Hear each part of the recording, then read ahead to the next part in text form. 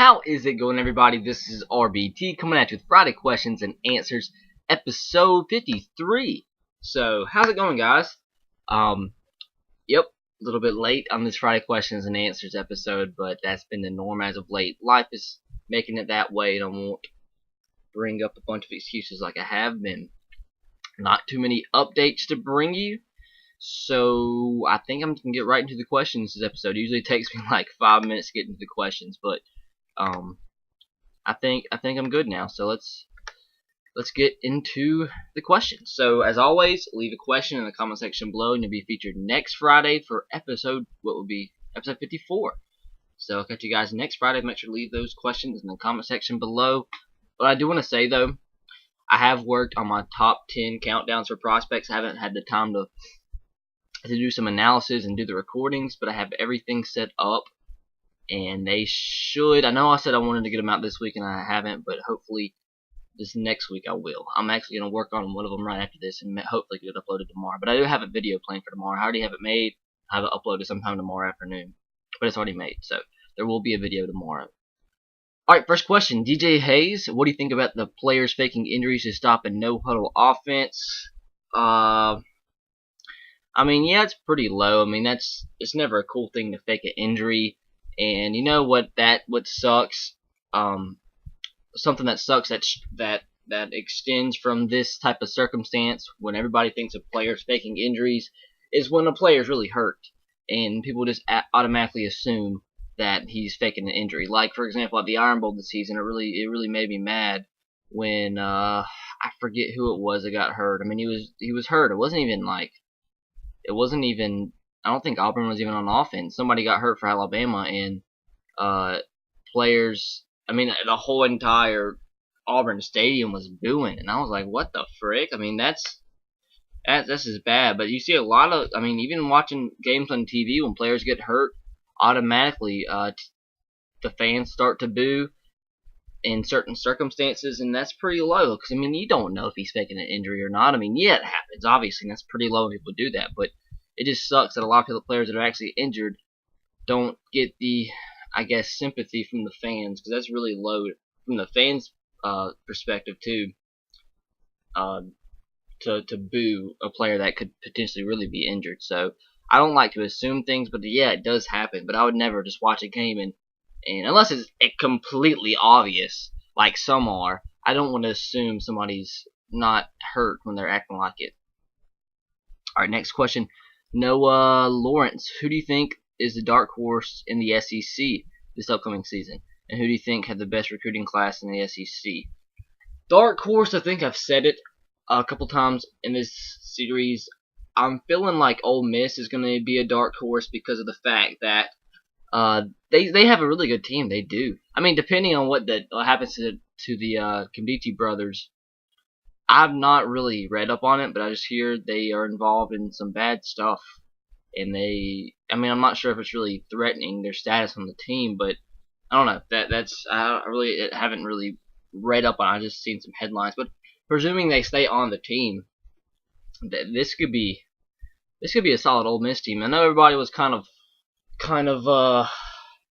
gave them over expectations last season because of the recruiting class they had coming in, and even though it's a really good recruiting class, it takes more than one recruiting class to get a winning team. And they had a lot of expectations last season, and they were okay. Obviously didn't finish first or second in the SEC West, but they did okay. But this is the year nobody's really expecting anything from them. They're under the radar. They're one of the few teams in the SEC that bring back a starting quarterback, and they have a solid core around them, another good recruiting class. And I think they could be a team with everybody else trying to recover from everybody they've lost. Everybody bringing in new guys. So many question marks around the SEC. This could be the year I believe they step up and shock some people. So my dark horse is Ole Miss as of right now. That could change. And who do you think has the best recruiting class in the SEC?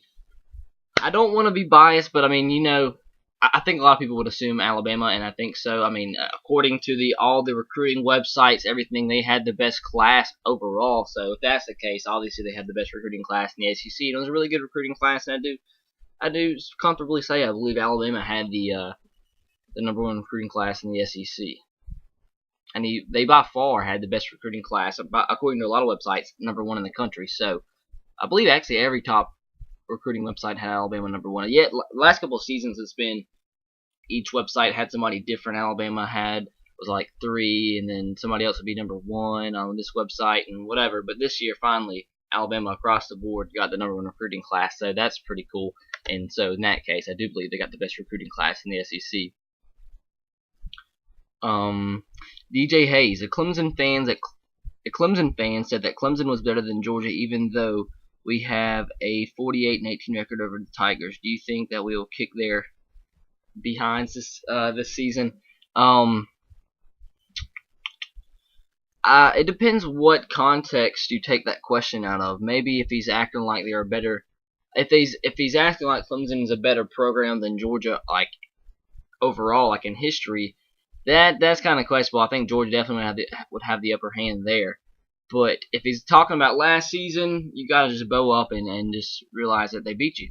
But I don't think he was using it in that context. I think by the way you asked it, I think he was saying that in context of the whole of history as a whole for both teams. And in that case, yeah, I think Georgia's the better team. Obviously, you state the record 48-18. That shows that Georgia has a ton of history. I know Clemson does too, but Georgia, a pretty historic program. I think by far they'd be better than Clemson. And do you think that I think Georgia will beat Clemson this season? It does help that Georgia's going to be playing at home against Clemson this season. It'll be interesting to see how the quarterback situations play out for both teams. I think Georgia does return a lot more than Clemson does. Clemson loses their top 2 playmakers offensively, Taj Boyd and Sammy Watkins. That's huge. At least Georgia brings back a good wide receiver core, good running back core. Hunter Mason has more experience than whoever will step in for Clemson. And it would probably be Deshaun. I wouldn't be surprised if Deshaun Watson came in and played as a freshman. At least he'll play as a sophomore. I'm not sure. He's the #1 dual threat quarterback. This last class went to Clemson. But regardless, I think Hunter Mason obviously has more experience than whoever will start for Clemson. So I think Georgia at home should be able to handle Clemson this season. A lot more coming back for Georgia. Some talented running back, wide receivers. I think they should be able to handle Clemson this season. Cody Dodd. For those of us that ask questions on Twitter sometimes, do you still check questions on there? I see them, but it's kind of hard to remember because the reason I like the comment questions is because I can just read them, go through them at one time, and answer them all at once. And it's really hard to go back on my Twitter and remember that I had questions, and some guy's been messaging me through my inbox on here, and it's just really hard for me to go back and remember everything, all the other questions I was asked. So I like to have them in front of me, like all in a row, so I can get through it as quick as I can, even though it takes me like an hour to go through them. So, yeah, just please, it's a lot easier for me if you can leave a comment instead of asking me on Twitter or by message here on YouTube. But yeah, I still see them, but I just don't ever really remember them or, to be able to answer them in this video. Good question from Isaac Atcod. Ask, why did you decide to go to South Alabama? A couple reasons. Because it was closer to home.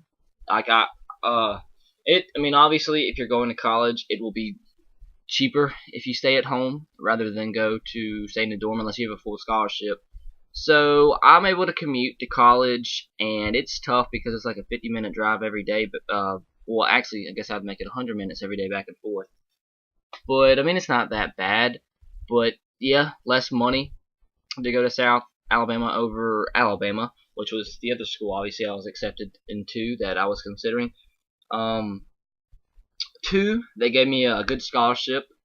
The other top school had Alabama didn't give me a scholarship, which is not as good a scholarship as South Alabama did.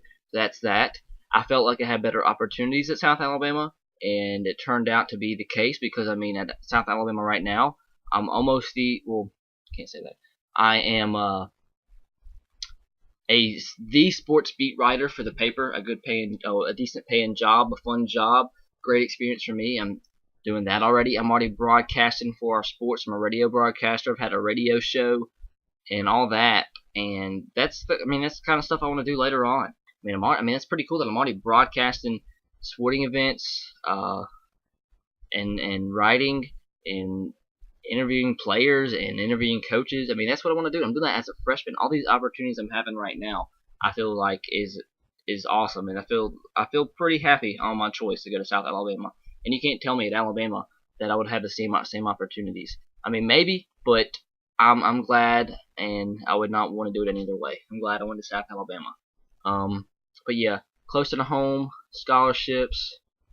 I got a better scholarship in South Alabama, and better opportunities I felt were easier to get, and I mean, not necessarily easier to get, but more opportunities. Alabama had the better major for me. They actually have a sports broadcasting major, but I just felt like at South Alabama it's kind of hard to explain. I just felt like I had a good opportunity to do what I wanted to do, and I got it. So no complaints from me. I love the school.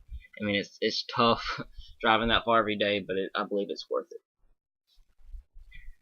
But it's a really good school too. It's growing every day. We've added so many new buildings. It has one of the best I think it's at least a top 5 recreational center in the whole entire Southeast.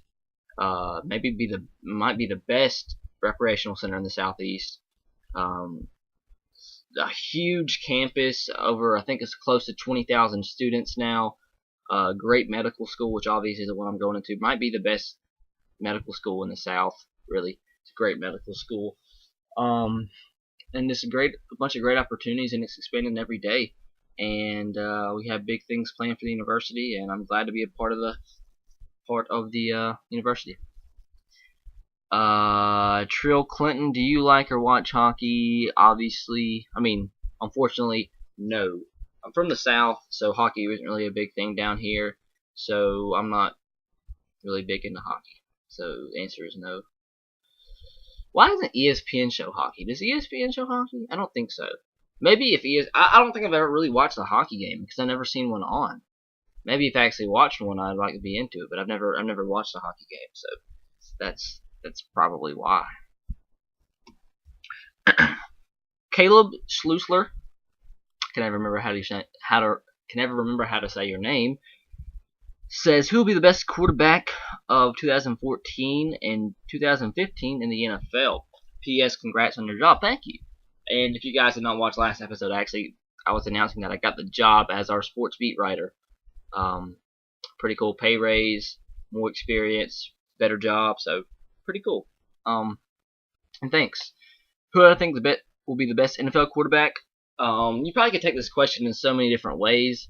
I'll go with the quarterback I believe will kind of a combination of win and put up the better stats, I guess. Peyton, will Peyton be the best? I don't know. I think he's kind of getting to the end of his career. I think his skill set's diminishing. Yeah, I know that's kind of crazy to say because of the stats that he put up last season, but I think he's getting to that point that if his supporting cast kind of disintegrates and doesn't get better, I think you'll see a big drop in his stats. Will he still be a good quarterback? Heck yeah, he's the best quarterback. He can play quarterback till he's 50. But will he be the Peyton Manning of old? No. Will he put up the stats last year? I mean, who knows? I mean, it's kind of contradictory because I mean, better stats don't always mean the best talent, best quarterback. But I mean, in his case, he makes up for his talent with his brains, and he's ridiculous. I mean, by far, he can predict what's going to happen before it happens. The guy's amazing, but I don't know. It's kind of contradictory. I mean, he could be. I don't know. It's really tough. Eric Decker could be gone. That could be big. We'll still have Demarius and Wes. Peyton, maybe. I think I'll be safe. I know I kind of want to get into it, but I think I'll stay with Peyton. I think I'll stay with him right now. But they have to get another good wide receiver, and that they don't sign Decker back. So I think I'll be safe and stay with Peyton. Manning. Brady could be another one. I've always been big on Brady and Manning, two of my favorite quarterbacks, and maybe a dark horse. I think I'll stick with Manning, but a dark horse. if the Panthers can get another good wide receiver, I think I'll go. I think Cam Newton has a good chance to go to get into that category because he's a great quarterback. He just doesn't have the great weapons right now. But if you draft him a wide receiver, they'll be pretty good, and his stats will go up.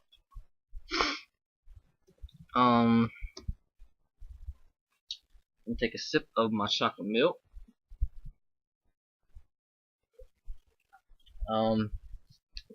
Question: how long has this video been going on for? Only 15 minutes. I don't have too much to do. I gotta study for quiz.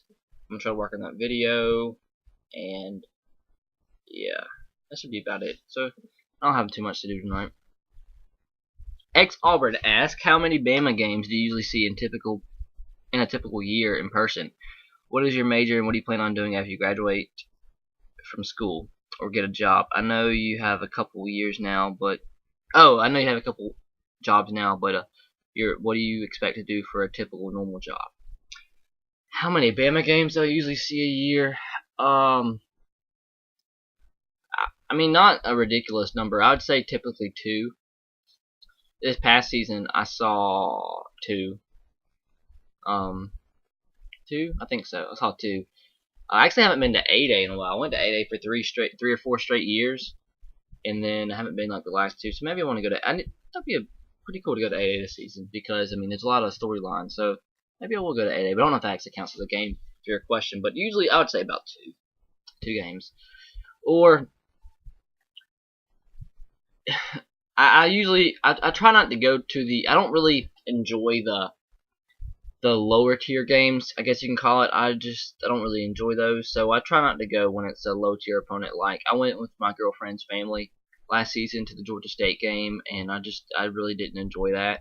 I just didn't. I mean, yeah, the experience. I mean, it's fun going to an Alabama game, but I mean, not that I didn't enjoy it. I just didn't enjoy it as much as a good game, I guess. So I try not to go up there for like the lower tier games, but I mean, I go at least 2 times a year against pretty decent opponents. So last year I went to Georgia State and went to the Iron Bowl, which was, I mean, obviously out of Auburn, but that still counts. So usually about 2.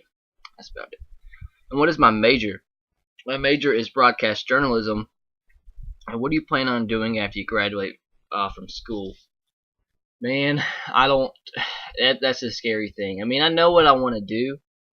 I know my interests. I know what I'm going for, but the job market is just so crowded. So it's just so hard to get a good job, especially in this field. But as they always say, you want to do something. You'd rather do something that you love and fight for it than do something that you don't love and go every day and work something that you hate every day of your life. So I'm going for what I love and what I have a passion for, and it will take me wherever it takes me. I'm getting good experience now.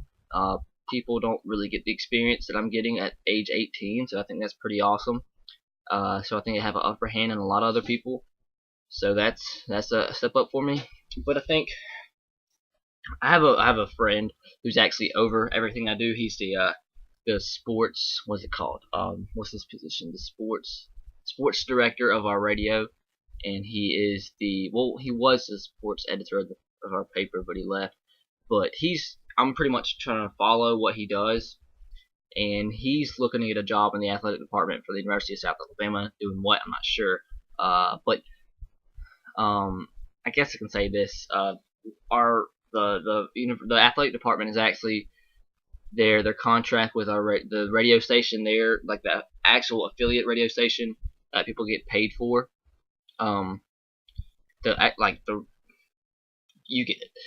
Their contract ends with that radio station, and they're looking to get a contract with us, I believe, something along that lines. And we might actually be we broadcast the games, but we might actually be the official affiliate of the athletic department. And he's looking to go to do that, and we might actually get paid for that too. I don't get paid for the radio, but I get paid for everything else. Which we're supposed to be getting paid soon, but as of right now, we're not paid. But that's what he's looking to do. He's looking to go in something like that, looking to broadcast for that. He's looking to do anything in the athletic department, start off, and then maybe move up. So maybe something like that. I mean, I would love to broadcast for any team. That'd be awesome. Baseball, basketball, football. I would love to do that. I'd love to stay at South Alabama. To be a broadcaster. That'd be awesome. And then, I don't know. I'm looking to minor in business, so if something like that falls through and I can't get a job that I like, maybe go something along the business route. So I feel pretty comfortable with a minor in business or marketing. Marketing would be another minor I'm interested in. I don't know, man. I just don't. I mean, yeah, you gotta think about it, but it's kind of hard to think because that's like the rest of your life you're gonna be spending doing that, more than likely. But something I'd love to do is somehow get into a front office of a professional sports team, like even if it's something like becoming a scout for a NFL team, working as a player, as a player development associate or something in an NFL front office, something like that. I mean, MLB front office. That my actual dream job as of right now, to be honest with you, is I mean, I'd love to be a sports broadcaster, play-by-play broadcaster, whatever. That's not considering picking that out. Is to become a general manager of a Major League Baseball team. I mean, that's my dream job right now. NFL, no. Major League Baseball, I've always been infatuated with putting teams together, developing players, and something like that. I would love to do that. Will it probably happen? No. But that's my dream job. And if I could ever get into an opportunity to work for a front office, which there's some people around here that might be able to give me a lead on stuff like that. So working my way up in an organization like that, that's what it would take. But will it happen? Probably not. But we'll have to see. Long answer, which probably didn't really give you a concrete answer, but that's my thoughts on the situation right now. Jackson Bear 1. 4 questions. Ask, can the Dolphins make the playoffs in 2014 amidst the bullying scandal? Yeah. I mean, they have talent. I think the bullying scandal is blown way out of proportion.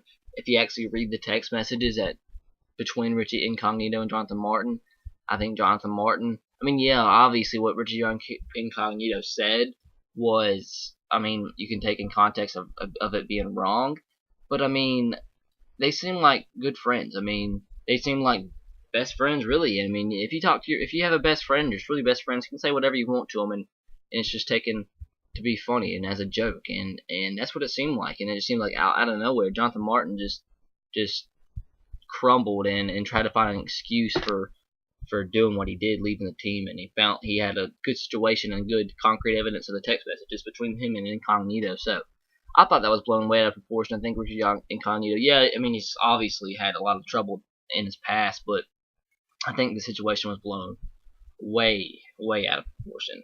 I think Jonathan Martin is pretty low for doing what he did. I mean, yeah, it's not right for Incognito to say all that, but just still, if you haven't had a chance to read what they've said together in their text messages, Google it or something, because it's an interesting read.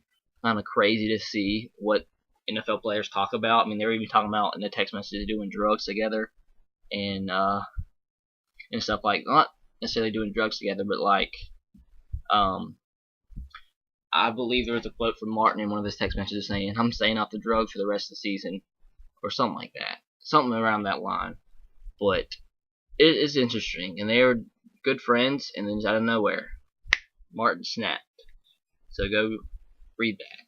So I thought that was just blown way out of proportion. I don't think it'll be a big deal. I think what they're doing really is just to try to save their image. They don't really, like I've said before, I don't think, just for another example, I don't think the NFL really cares about concussions. I think they just do it to save their image. If they care about the N-word, the use of it, no, they're trying to save their image and stuff like that. And I won't say the other thing that's on my mind, but all these big time companies just do whatever they can to save their image, even if they care about the situation or not. So that's why the Dolphins did what they did. His second question: is there any reason you haven't made a Tennessee schedule video yet? I did, but you asked it before I made it, so yeah, I made one. I think I actually saw your question, and I was like, hey, I'm going to go ahead and make one for you. So I did. What do you think was the greatest recent Alabama season? 09, 11, or 2012? I think our best team was actually 2011. I really do. Out of the championship teams, I think I've said it before on here, I think our best team actually, our best team with individual players that didn't really play as a team was 2010. 2010 had the most ridiculous talent. I don't know what happened to them, but I still think talent-wise that was the best team. But out of the 3 championship seasons, 2011 I think. And 4, feel free to ask me a question on my next question and answers video. Okay, I will do that. Tristan Roberts, when you look at Duke's schedule, what record do you think they will finish the regular season at? I'm assuming you're talking about football. So if you don't mind, I'm not sure of Duke's schedule off the top of my head, so I will look that up. Duke's football schedule. Where are you at?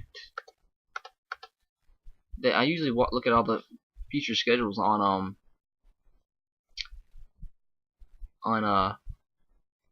FBSschedules.com, and it didn't show up in the Google search bar. Alright, 2014 Duke's football schedule.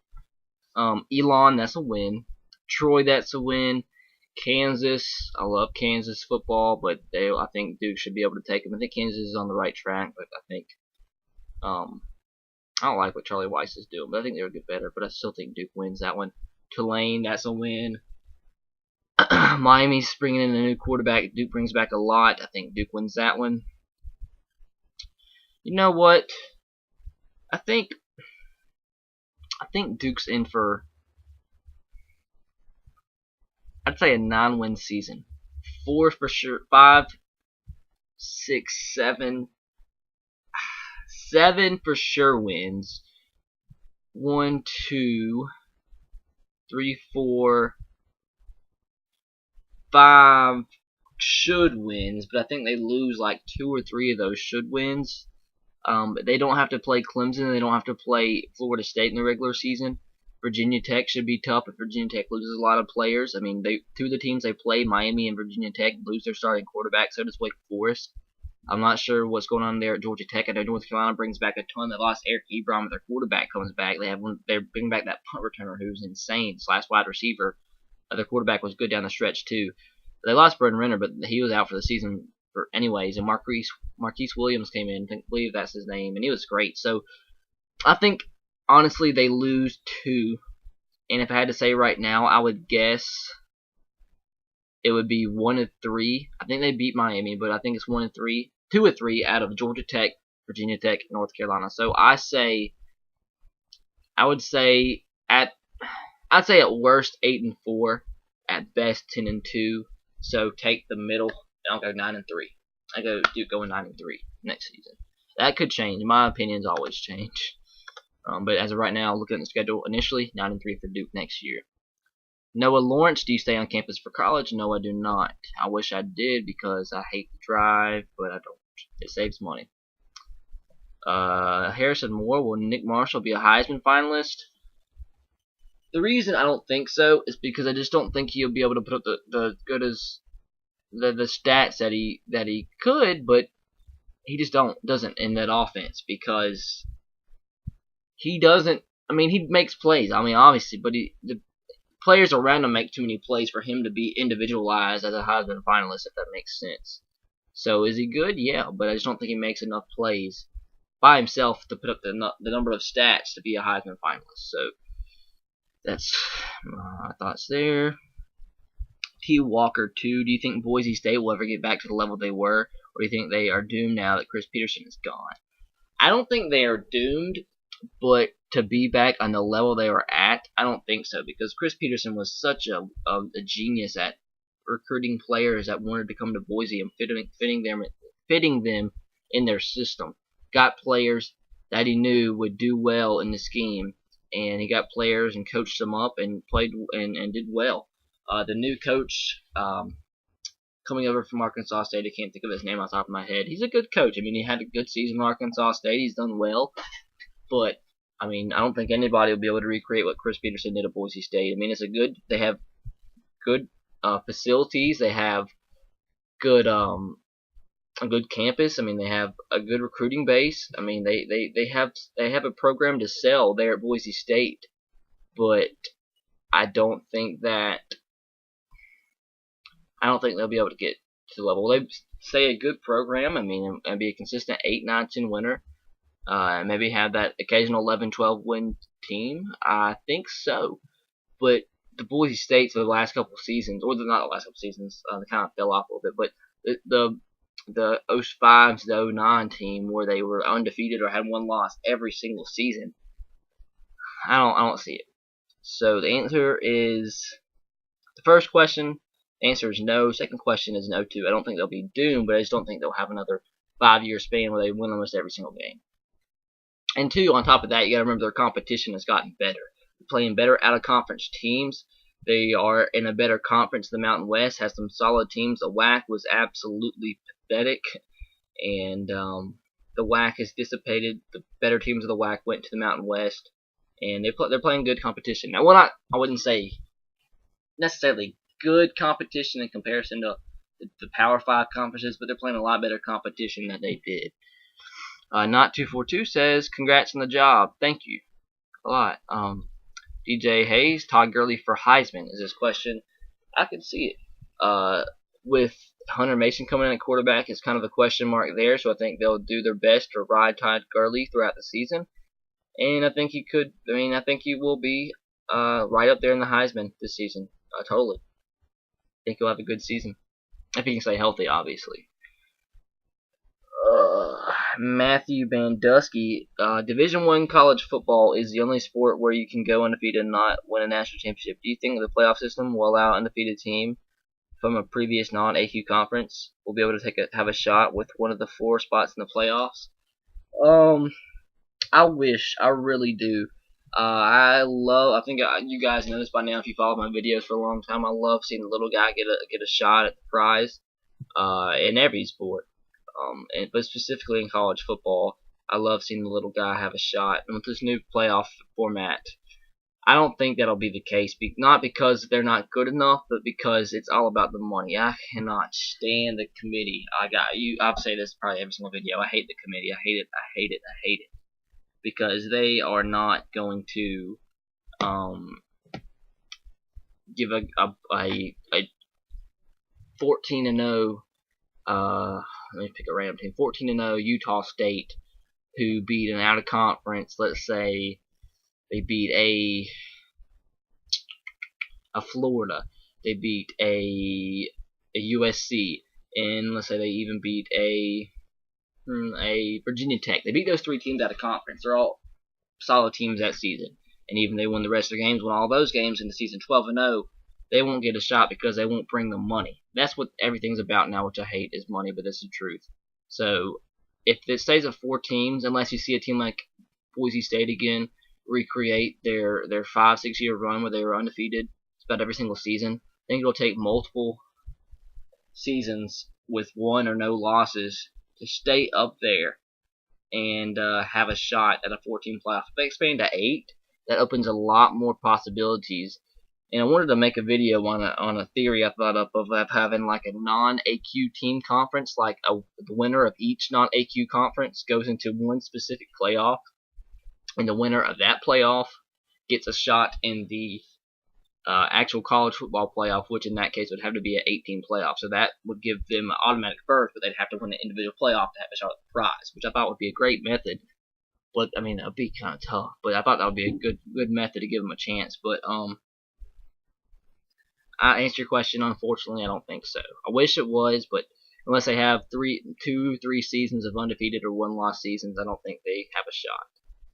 For them to be able to pick a team like that, it would have to be just too obvious of a choice, and for them to be forced not to pick them, or be forced to pick them, because if they didn't, everybody would know the reasons why they didn't pick them, because there would be money in that case.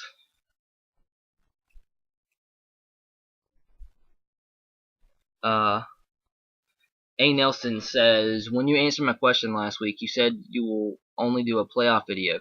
You should also have the new 4 major bowl games in that video. Also, if FSU wins another title, will they become a dynasty? Who on their schedule could beat FSU? Clemson, Notre Dame, Louisville? I'll probably do a separate video. Like, I'll probably do one video for the playoff predictions, then one video for the 4 major bowl games. Or I could combine them, I don't know. But I might do 2 separate ones, I don't know. And I can't remember who's on Florida State's schedule right now. I know Notre Dame's are out of conference schedule. I believe they play Oklahoma State to start the season, so I think Oklahoma State could have a shot. Let me check real quick to see their in-conference opponents. They play Oklahoma State.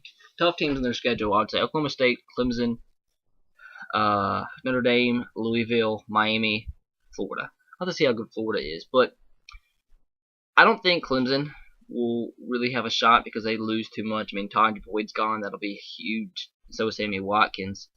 Notre Dame could be a potential upset because, I mean, Everett Golson's going to be coming back. They have a solid group of players, and they should be a good team this season, so that'll be tough. But luckily for Florida State, they're playing that game at home. And they play at Louisville on Thursday night. I always say anything can happen on a game day that's not a Saturday. But they lose Teddy Bridgewater and a lot of other players, a lot of wide receivers. And it's going to be really tough for Louisville this season. I think they'll drop off tremendously. I really do. I love Louisville the past couple seasons, but I just think Teddy Bridgewater was a heck of a quarterback, and it'll be very tough to recreate what they did with him. So I don't think Louisville has a shot to beat Florida State. But, I mean, you never know. You never know. I mean, this couple seasons ago, they lost to NC State. So, I just have a feeling that they won't go undefeated this season. I really don't. I think they'll get upset by somebody, lose a couple of their good wide receivers. Kelvin Benjamin's gone. Lose 2 running backs, I believe. Did Devontae Freeman go pro? Maybe. I know James Wilder Jr. did. Lose a couple of players on that defense. Timmy Jernigan in the middle. Christian Jones. So a couple players gone. I believe they lose a tackle too, and some guys off the line. So I think it'll be tough to recreate what they did because it's really hard to go undefeated. But I mean, it's a shot. But I think between the teams you named, I think one of these games between Oklahoma State, Clemson, Notre Dame, possibly Miami and Florida, and you got to throw in the ACC championship game. I think they'll win. They have a 99% shot of winning all, but well, not 99. I'll say a 90% shot of winning all those games. But I think one of those teams will upset them, and maybe even I don't know. Maybe even in Syracuse. Syracuse could be good this season. They bring back a lot. They had a great defense last year, but they're playing at Syracuse too. That could be tricky, but they should win that game. But I just don't think they go undefeated. I think they slip up one time this season. But what was your question? If they win another title, will they become a dynasty? I think the general term dynasty, you have to win 3 out of 4 championships in your sport to become a dynasty. So they would have to win one more in the next 2 years. They won the one this year, so I think the answer to that would be no. But I could be wrong. I could be totally wrong. Isaac Atcod, do you think the Packers will draft a quarterback as they had a tough time and Rodgers got hurt? I don't think so. They had Matt Flynn to back him up, and he's a solid backup quarterback. I don't think they'll draft another one. I think they have some other needs that they need to assess before they draft another quarterback. Maybe draft one late to compete with Matt Flynn for the backup job. But I don't think they'd waste I'd say at least top 5 rounds on a quarterback. Picking the top 5 rounds on a quarterback. Trill Clinton, one of my favorite. Trill Clinton, sorry, my eyes are killing me. Says, one of my favorite quotes, saying gay people can't get married because it's against religion is like saying someone can't eat cake because they're on a diet. That's funny. I'll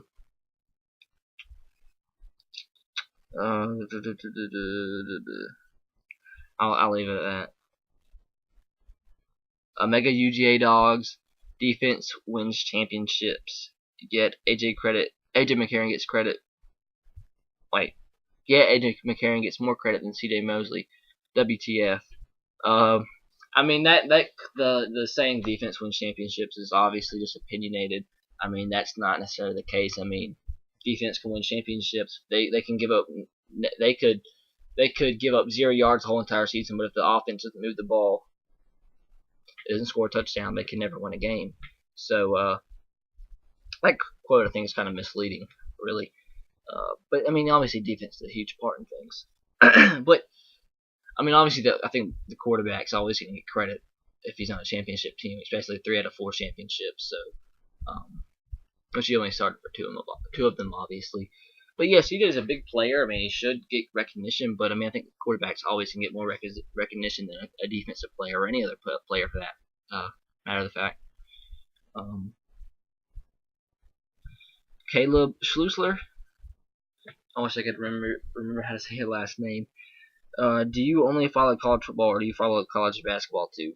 I follow college football more than I follow college basketball, but I still like college basketball. I watch it. I'm a big South Alabama fan for basketball, so I really only go to their games that are broadcast, but I still watch college basketball. I love March Madness, so not as closely as football though.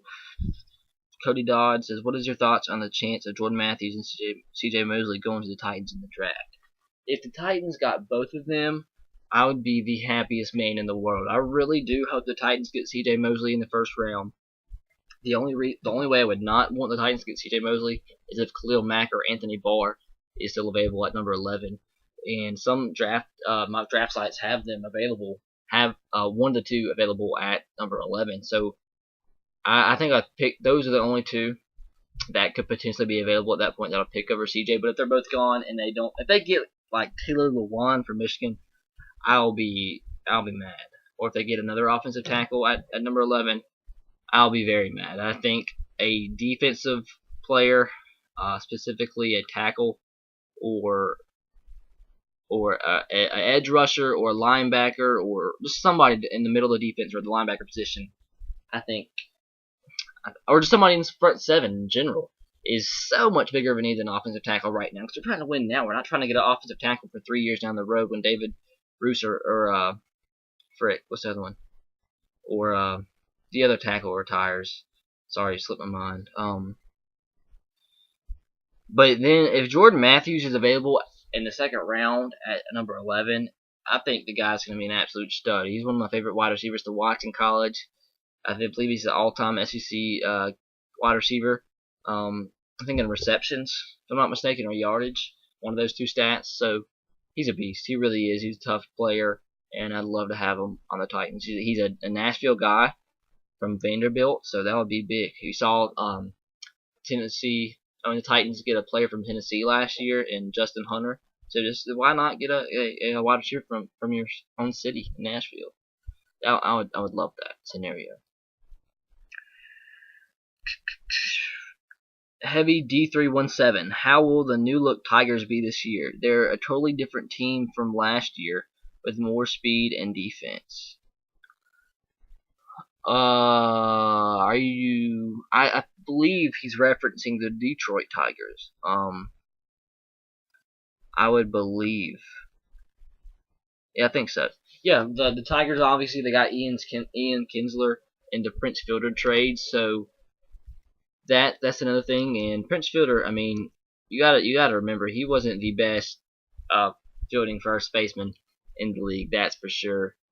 But the rest of the moves are kind of slipping my mind. I know that was one of the highlights of the off season. If you don't, I know Ian Kinsler's a pretty solid second baseman too, so that's a reference. And I know there was a lot of Tigers fans that was kind of aggravated with this trade, but I thought it was a pretty decent trade with a good return. I mean, they got a big contract in Prince Fielder off their back, so that's pretty big. Who else did they get? Hunter Kinsler. Oh, wait. Okay. So there wasn't any real big moves aside from Kinsler. I didn't think so. But that should be a really good combination. I think about it. Iglesias at short and Kinsler at second. I really hated to see Kinsler go. I really did. I mean, not Kinsler, frick. My bad. Iglesias go from the Red Sox. He was. I just hated it. He was such a good shortstop. I mean, he was hitting great, over 300. People thought he was going to be a sub 240 hitter. Very solid with the bat. Loved watching him hit. Loved watching him play shortstop. And I hated to see him go. But I was glad to see a mobile guy in Jake Peavy in return. But I wish, at the very least, send a guy. I would much rather.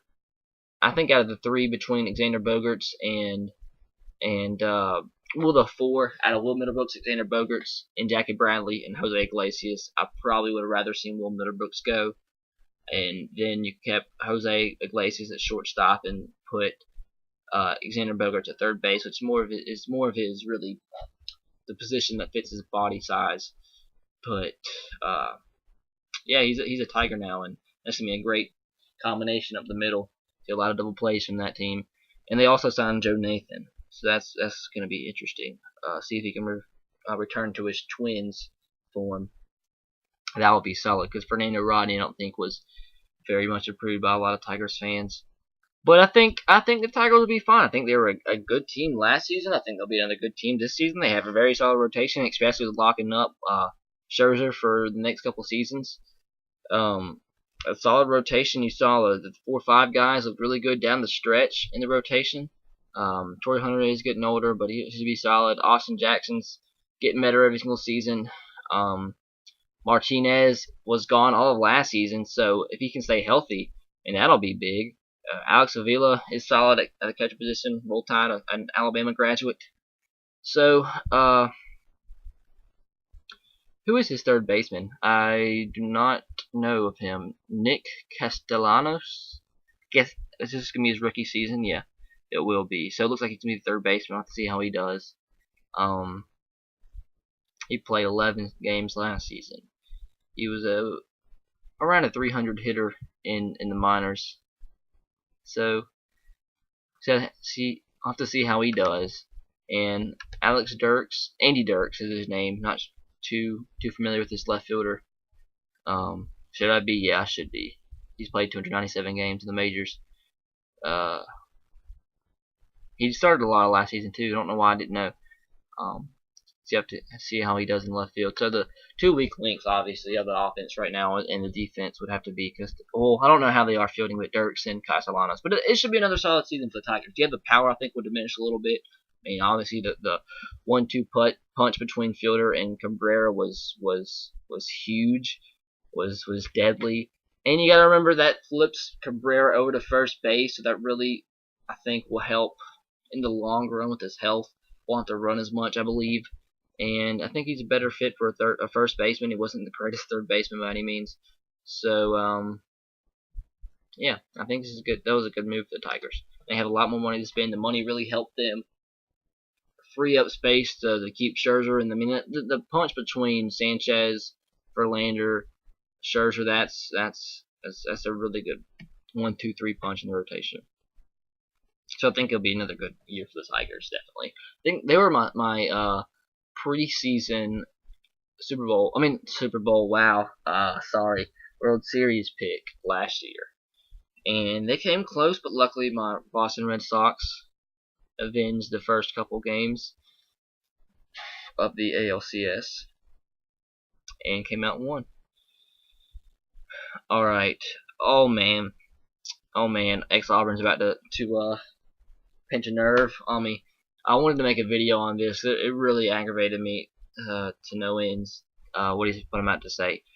He asked, "What are your thoughts on Bret Bielema trying to blame Cal's players' death to prove his point on the hurry up no huddle offense? It makes no sense. He was in an off-season workout with a rare disease. He should apologize to the family. That's an all-time low. He better be ready come September 30th. Gus does not run up the score, but given what happened to this off-season and his last off-season, he might just do it." I totally agree with you. That was the most ridiculous statement I've ever heard in my life. Like to just try to prove a point to strengthen your agenda, to push your agenda on somebody else, to blame a death that had absolutely nothing to do with the hurry up offense like that. I mean, it was an off-season workout, like you said. The guy didn't know about the rare disease thing, but obviously, according to your comment, he had a rare disease. He was pushed to the max in off-season workout, and he collapsed and died. I mean, and it's a sad story, but to try to be what's the phrase I'm looking for? To try to get a serious situation as a death and try to make it look better for what you want when it has nothing to do with what you want. That's a piece of crap statement right there from Bielema. That's horrible. And he came out and with a statement saying, "Oh, it had nothing to do with what I was saying. I was trying to generalize player health or player safety as a whole." I mean, that really didn't have anything to do with player safety because the guy was just in an off-season workout. He wasn't playing football. He's just working out in the off-season. He collapsed and died. That's pathetic from Bielema. And if it was Nick Saban that said this, I'd be saying the same exact thing. That's really ridiculous. That's sad. There was something else I wanted to say too. Man, what was I gonna say? There was something really important I wanted to say on this. It was just that's really sad that he had to do that. I don't know what to say. The sad thing is that people that aren't aware of the situation that happened at Cal knows this has nothing to do, or that they don't know that this doesn't have anything to do with what he's trying to push, might actually take this into consideration and be like, oh, we shouldn't have the no huddle offense because it can cause death. And the fact is that he's completely wrong in what he says, and the thing he says that's serious has nothing to do, and those people aren't aware of it because they don't know what happened to Cal. That's sad. It's so pathetic. And I love to see Cal's AD come on Twitter and pretty much trash Bret Bielema because that was a pathetic comment, and I lost a ton of respect. I didn't have a lot of respect from Bret Bielema in the first place. But to say what he said, this makes it even worse. I think he's hated by, I'd say 95% of college football fans right now who are aware of what happened in this situation. All right. DJ Hayes, do you think TJ Yeldon will accidentally drink a beer? Do you think Jacob Coker will accidentally punch Saban on purpose? I think if TJ Yeldon drinks a beer, I don't think it'll be accidentally. And do you think Jacob Coker will accidentally punch Nick Saban? Hopefully not, because I don't want Nick Saban to be punched and to have brain damage. That would suck. Jack Moore says, I'm a Royals fan. How do you think they would do this season? Also, are you going to be making those MLB preseason predictions videos again this season? To answer that last question, yes, I will be doing that right after I finish my top 10 countdowns for certain positions for prospects entering the draft.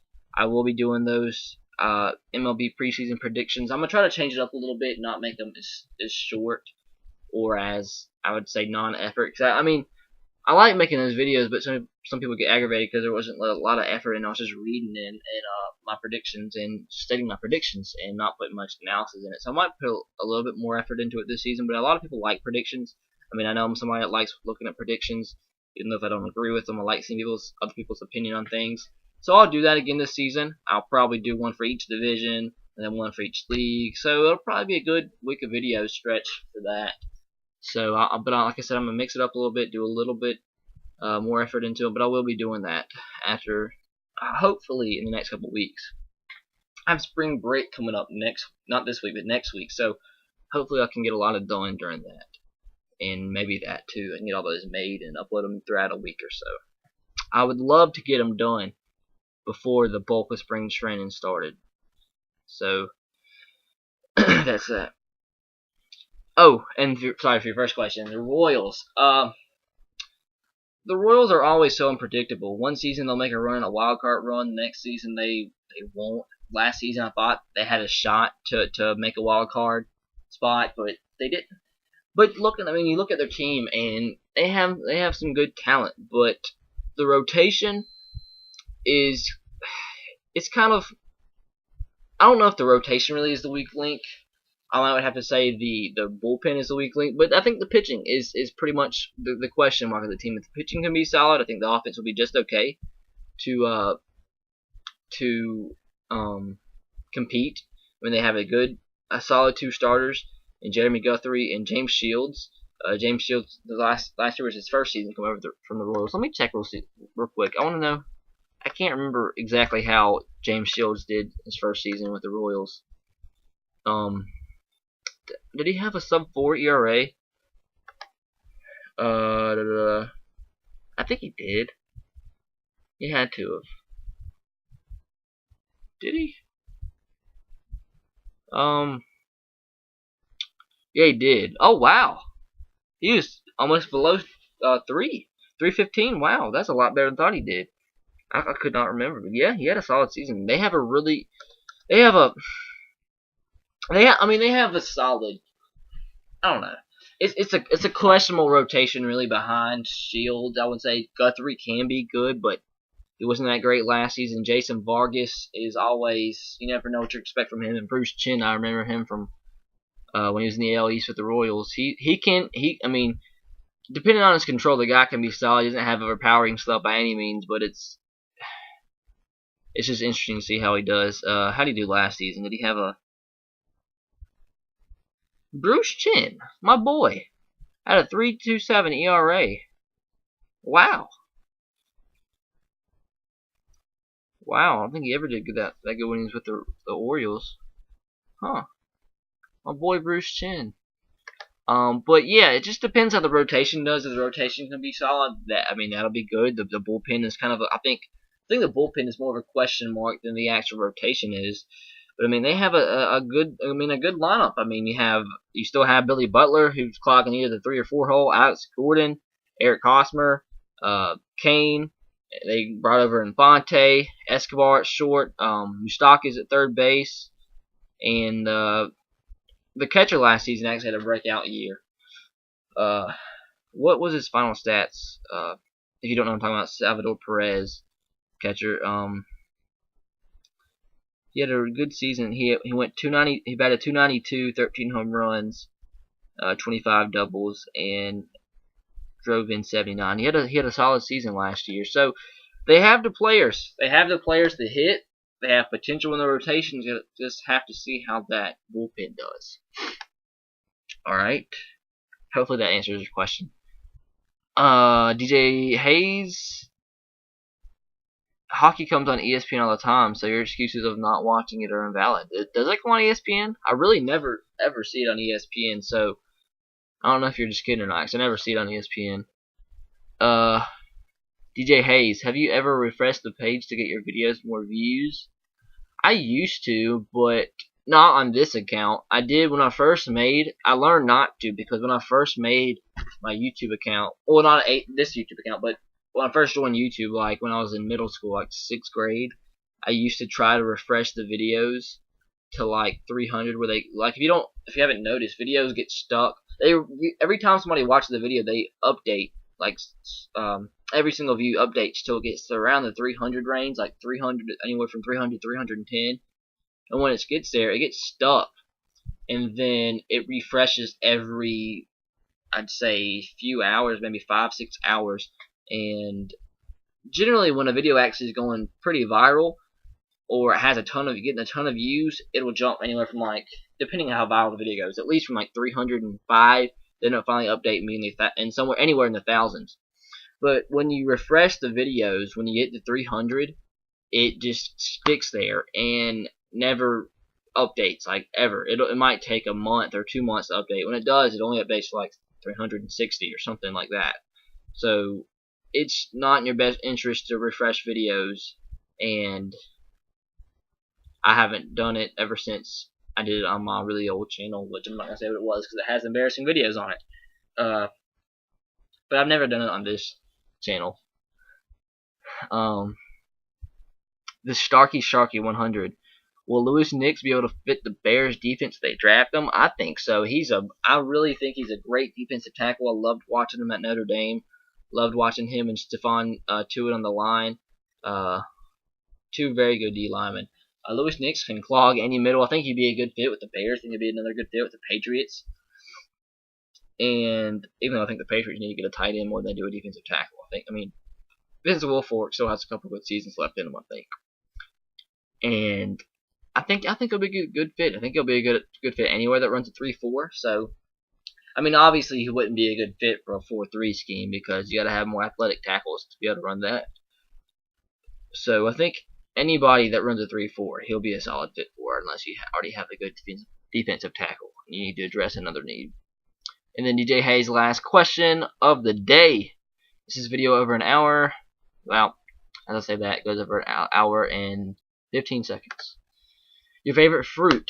DJ Hayes, my favorite fruit, probably pineapple. Pineapple's awesome. But I have learned if you eat too much, it makes the sides of your mouth really raw, and it doesn't taste good after you eat like a lot of pieces. So it's good, but too much of it's not good. My mouth is still raw. I ate pineapple, a ton of pineapple like a month ago, and I had to stop eating it because the side of my mouth got really raw, and it stayed like that forever. And it's still kind of raw. It's going away now, so I'm gonna wait till it's healed, and then I can start eating my pineapple again. But that, guys, will do it. 30 questions out of the way, and that was Friday Questions Answers episode 53, I believe. Yep, it was Friday Question Answer 53. So I hope you enjoyed, guys. Be sure to hit that like button if you haven't already, and be sure to leave a question in the comment section below so you can be featured in next week's episode 53. Be sure to follow me on Twitter at twitter.com/S3RTR. And as always, roll Tide, go Sox, and go Titans to you. Like I said, subscribe to my channel if you haven't. And this popped in my head. I do want to say, I don't think I'll be able to do the Progress With Me series because it's just too difficult to set up in my workout room. It's not enough room, and it's just too hard to set up. I'd love to do it, but unless I can figure out something else, I don't think I'll be able to. So that's kind of shut down the water, and I tried it last week, and it didn't work out. Had nowhere to set up the camera. I thought I would, and the camera that I have a tripod for, it makes me so mad because it's such a good camera, but it freaking just zooms in too much, and I can't record. It has to be like 30 feet away to be able to record good. Like if I was 10 foot away from something and I turn on the camera, it'd be zoomed in on your nostril. It makes me so mad because it costs me so much money and it's so stupid. But unless I can find something out, the Progress With Me series is shot down the water for now. But who knows in the future. So we'll have to see on that. But speaking of that, before I go, I do have a video coming out tomorrow which has something to do with working out. So be looking forward to that. It should be coming around. I'm gonna upload it tonight, but I'll have it scheduled to publish around, I'll say about 2:30 Central Time. So be looking for it then. I'll leave you guys now. Have a great week. Be sure to leave a question in the comments. Catch you guys next week. Have a great week, and peace.